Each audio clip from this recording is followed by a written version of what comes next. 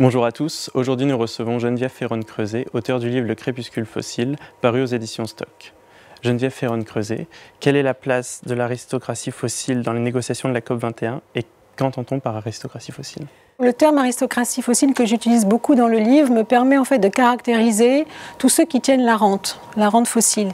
Donc en commençant, en faisant très simple, ce sont d'abord tous les groupes qui sont liés à l'exploitation des énergies fossiles, mais c'est en particulier les grands pétroliers. Donc c'est les grands groupes pétroliers qui sont d'ailleurs les premières capitalisations boursières mondiales. Et l'aristocratie fossile, c'est bien sûr aussi tout le système financier qui est lié à ces pétroliers et toutes les économies, ou en tous les cas les secteurs d'activité qui sont contingents, c'est-à-dire tout le monde de la pétrochimie, une grande partie du monde du transport et si on va encore un petit peu plus loin, ça peut aussi s'apparenter à des gouvernements, notamment dans les pays producteurs du pétrole. Le gouvernement de l'Arabie Saoudite est complètement dans cette définition de l'aristocratie fossile, puisqu'ils ne vivent que grâce à l'exploitation des ressources pétrolières.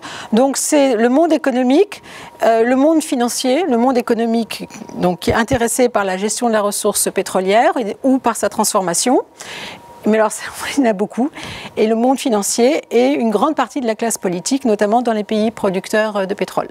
Donc ça fait quand même des personnes qui sont très intéressées à ce qui se passe dans les négociations climatiques pour une raison très simple.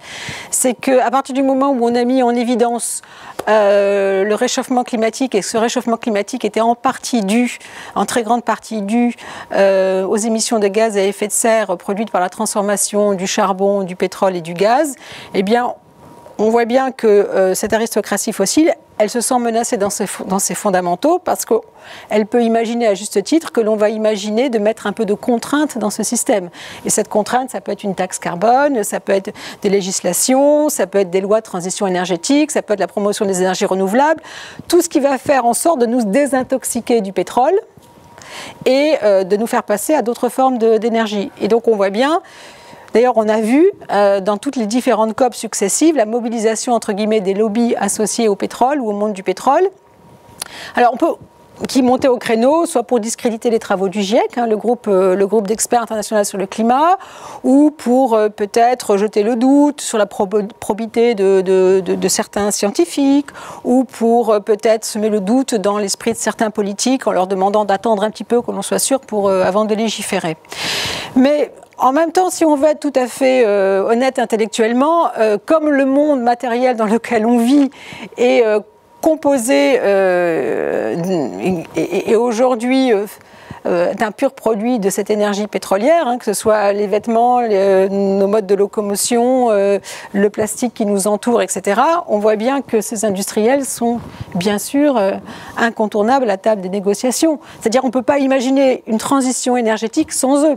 On ne peut pas imaginer une transition énergétique dans laquelle ils seraient absents. Donc il faut faire avec et il faut probablement que chacun gagne en maturité et que d'ailleurs on a bien vu à la COP21 à Paris que la tonalité était un petit peu différente. On a beaucoup moins entendu les climato-sceptiques qui ont, notamment aux États-Unis, sont très abondamment financés par les lobbies pétroliers.